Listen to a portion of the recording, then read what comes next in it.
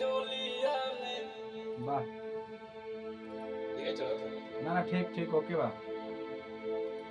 बढ़िया बा तू तो चढ़ी चल जाइबू पिया संगे डोलिया में।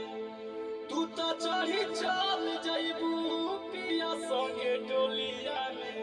फीका फीका रंग लागी तोरा बिना होलिया में।